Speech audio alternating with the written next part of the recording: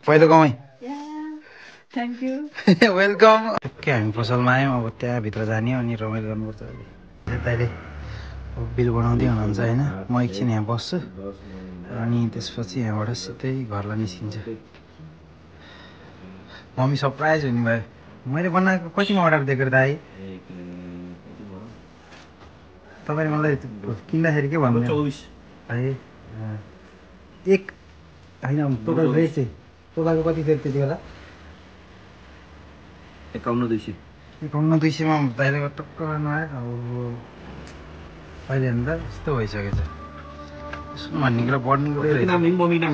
मम्मीको नाम लेखिदिनु, मनु जोशी। मनु हजुर। धन्यवाद गुरु, कस्तो राम्रो देखिनु भएको तपाईँ यार। आम्मा हेरौँ न, त्यहाँ 157 पुगिसकेछ के?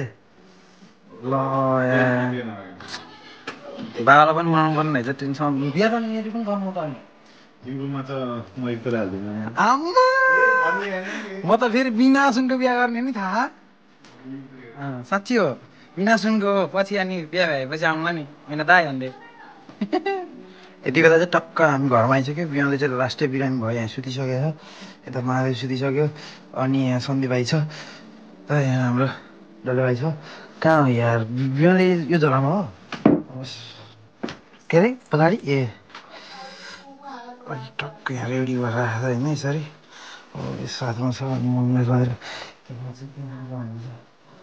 यहाँ हुन्छ। यहाँ आएर बसिसक्नु भएको चाहिँ कहाँको चप्पल लिएर मान्छे कता? यिनीहरू फेरि कुरा पुरा बनकुरा खाएर मजाले चिर हानेर बसेर रहेछ होइन। मम्मीलाई सरप्राइज हान्नु पऱ्यो कि हो त आउने।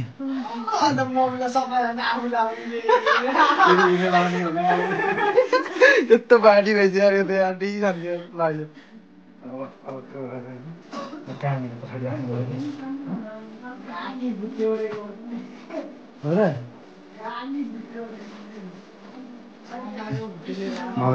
के हो मनको लाग्यो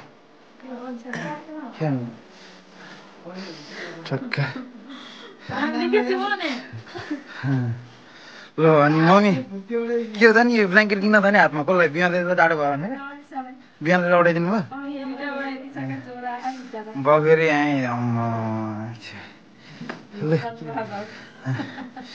ल मम्मी यो पहिलो गाउँ thank you welcome. Thank you नि भन्नु जाने आइज नि यार, पनि हाँसिने यार। के हो यो अहिले पैसा हाल्नु यत्तिकै ढालेर राखेको अनि आज उहाँ ठाडीफाडी गरेर ल्याएको कि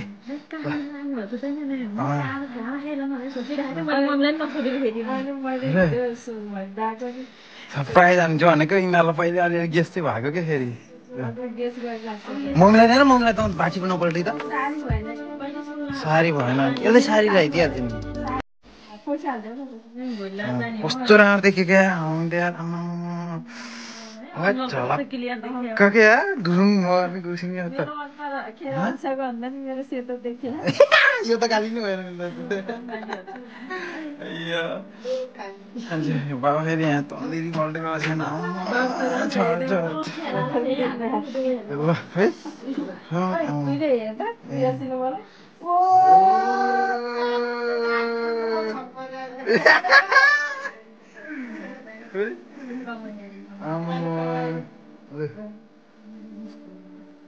टक्कै यसमा यो बिल छ।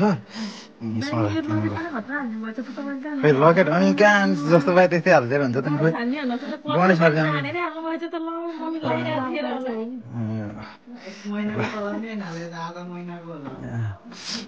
आधा महिनाको कहाँ हो नि, 3 महिनाको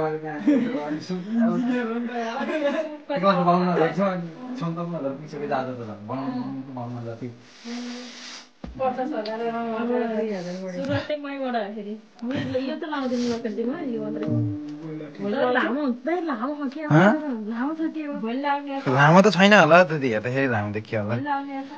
मम्मी के लाग्यो त कस्तो के कस्तो लाग्यो? राम्रो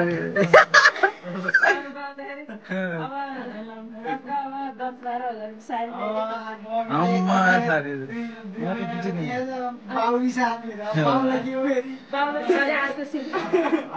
होइन छोरा मान्छेहरूले चित्त बुझाउँछ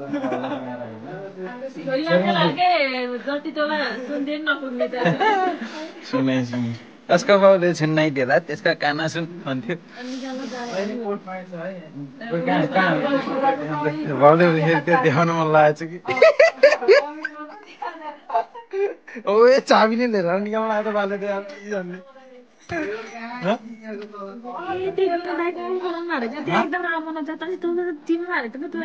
अभिनय दालाई किन नचिने पहिल्यैदेखि चिन्दैन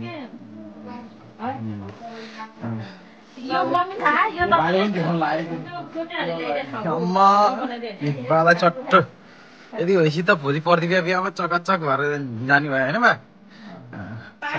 साथीको छोराको बिहाकै भएको फेरि टक्क मम्मी फेरि साथी छोरा आमा ल टट्ट भनेर होइन चट्ट हिँड्नु दामी दामी बनेर जानुपर्छ ल सारी उलुज भएन